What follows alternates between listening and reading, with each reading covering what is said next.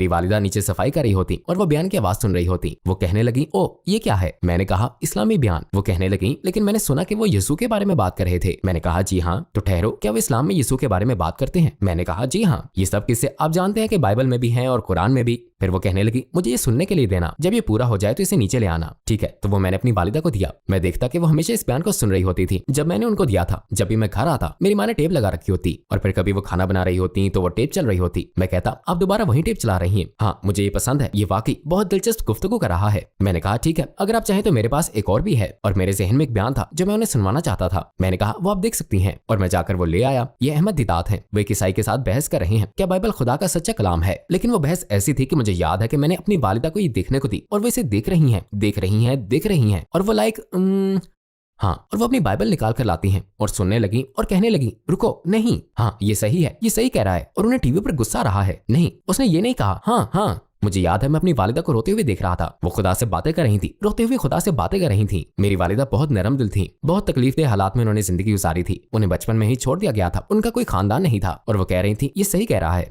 और मैं देख रहा था कि वो मुसलमान से इत्तेफाक कर रही थी कि ये सच्चा है। मैं ऊपर अपने कमरे में गया, नमाज पढ़ी, 2 रकतें अदा की, अल्लाह ताला से दुआ की, ऐ अल्लाह इनको हदायत फरमा। मैं देख रहा हूँ कि वो इस तरफ आ रही हैं, या अल्लाह उनकी रहनुमाई फरमा। और सच कहूंगा, मुझे याद है कि मैं दफ्तर गया और मेरे वही उस्ताद जो कलमा पढ़ाते थे, मैं उन उस्ताद साहब से अकेले में पढ़ रहा था। और मैं ईमानदारी से कहता हूँ कि वो अल्लाह ताला का इरशाद है, मुझे याद रखो, मैं तुम्हें याद रखूंगा। अगर मैं वाकई और हकीकी तौर पर अल्लाह ताला के साथ अपने ताल्लुक पर तवज्जो दूं तो अल्लाह ताला सारे मामला ठीक कर देता है। अब इन क्लासों के दौरान हम बार बार इसे दोहरा रहे थे तो मेरे उस्ताद साहब ने कहा, इस कमरे में आप अच्छी तरह सीखते हैं, लेकिन मुझे लगता है कि आपकी तवज्जो बाहर मुंतशिर रहती है। आपको छोड़कर इल्म हासिल करने के लिए मिस्र जा रहा हूँ। मुझे लगता है कि ये एक इनाम था कि मैंने अभी अपनी वालिदा से बात भी नहीं की थी कि अचानक ऐसा हुआ कि उन दोनों ने कलमा पढ़ने की ख्वाहिश जाहिर कर दी। मैं उसी उस्ताद के पास आया। मैं उसी उस्ताद के पास उनके दफ्तर में बैठा था और वो कह रहे थे कि तुम्हारी कल को मिस्र के लिए बुकिंग हो गई है। मैं कह रहा हूँ